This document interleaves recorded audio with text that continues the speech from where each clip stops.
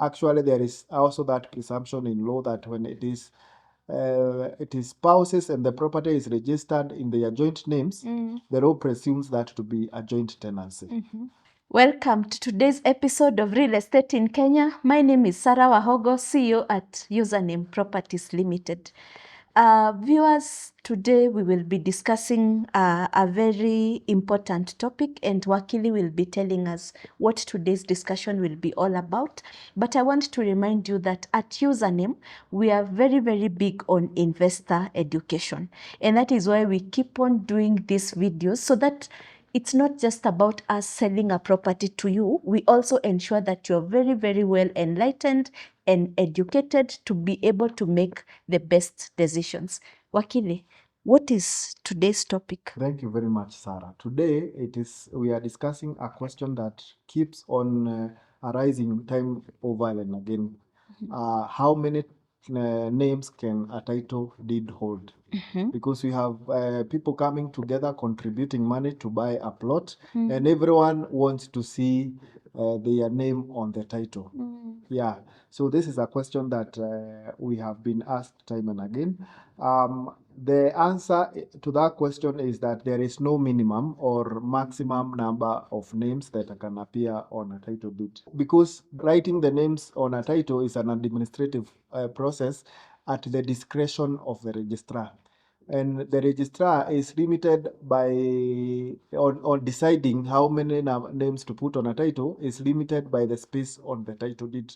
If you look at a title, it has a lot of information, including a space left for names of the proprietors, and that space can only hold so much names. Maybe up to a maximum of 10, depending on the length of the names, how short or long they are. And if again the names cannot fit and everyone desires their name to appear on the title, then the registrar would advise perhaps the owners would need to incorporate a corporate body so that then the body can be the registered owner of that parcel of land. But there is no law limiting the number of names that can appear on the title. The limitation is administrative due to the paper on which titles are printed. Okay. Yes. What types of ownership exist in title deed? There are three. Basically, there are three ownerships. There is individual, that is sole proprietorship, where you are registered as Sarah, as the owner of that property. Then there are other two, joint tenancy and tenancy in common, which mean entirely different things. Okay, the only common word there is tenancy. For joint tenancy means that two people own that land jointly, but their shares are undivided. And number two, there is what we call survivorship, meaning there is person A and person B. They own land jointly. There is no division, or there is no division of shares of each person. If you own that 1 acre of land jointly, both of you own the entire 1 acre of land. You cannot say mine is half an acre or mine is a quarter of an acre and yours is 3/4 of an acre. So all of you own that land jointly, the whole of it. Okay? Then there is the aspect of survivorship. It means that if one party dies, the other one inherits the entire parcel of land, and there is no need of even going through the succession process. All the other party needs to do is present the death certificate to the registrar and say, the person we owned this land with has passed away, and therefore the entire land should be transferred to me. So that is joint tenancy, and it works best for spouses, okay, between a husband and a wife. Actually, there is also that presumption in law that when it is spouses and the property is registered in their joint names, the law presumes that to be a joint tenancy.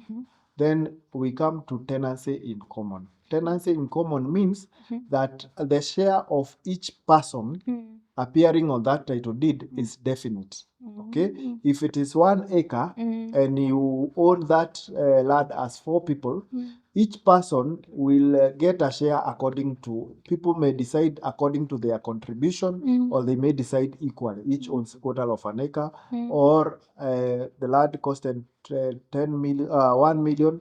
I contributed half a million, another person 250,000, another one 250,000. Then we will own that land according to each share, as again defined on the title. And the registrars, when you are booking the transfer for registration, can insert and ordinarily should insert the share of each person as stated on the transfer instrument. Okay. So you can say person A owns third of a share in this title, person B owns half of a share, and so on and so forth. Okay. Yeah, so those are the 3 main types of ownership. But Wakili, what about chamas? Remember chamas, Yes. the ownership documents are under the signatories mainly. Yes. So where does that one fall? If you remember, we have had a discussion before on this. We said chamas can either choose to incorporate a body, a limited entity, whether it's a company, a partnership, limited liability partnership, or a cooperative society.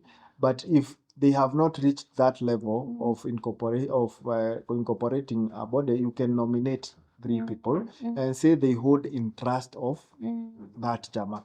Okay, so that it appears very clear on the title document that they are not owners for themselves, but they hold it for themselves and other people.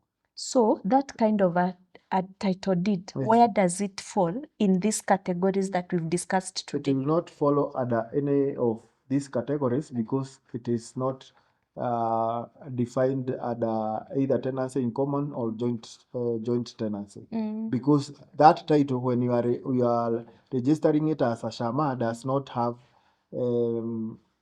it is the share of each person is not stated. Yeah.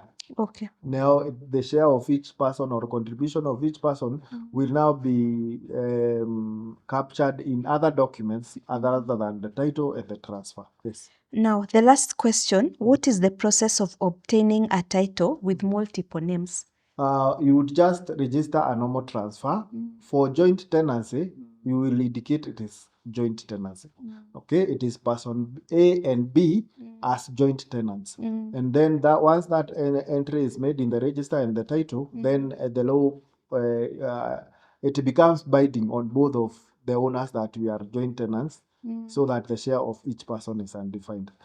For tenancy in common, again, you have to say that they are tenants in common. Person A, B, and C as owners of property A as tenants in common, and then put the share of each person on the transfer. And again, ensure that when the land is being registered, the share of each person is put in the register and it is put in the title.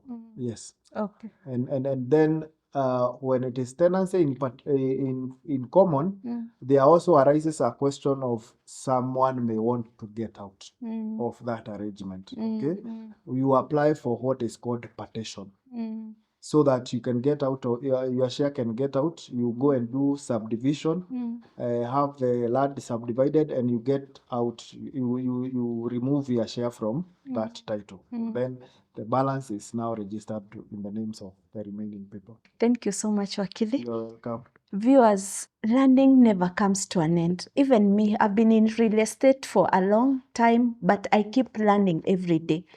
And anytime you buy a property jointly, nobody should ever tell you that your name cannot appear on the title deed. And it's a very, very important discussion so that you know how to protect your interests. Thank you so much for watching today's episode of Real Estate in Kenya. See you in our next video. Thank you.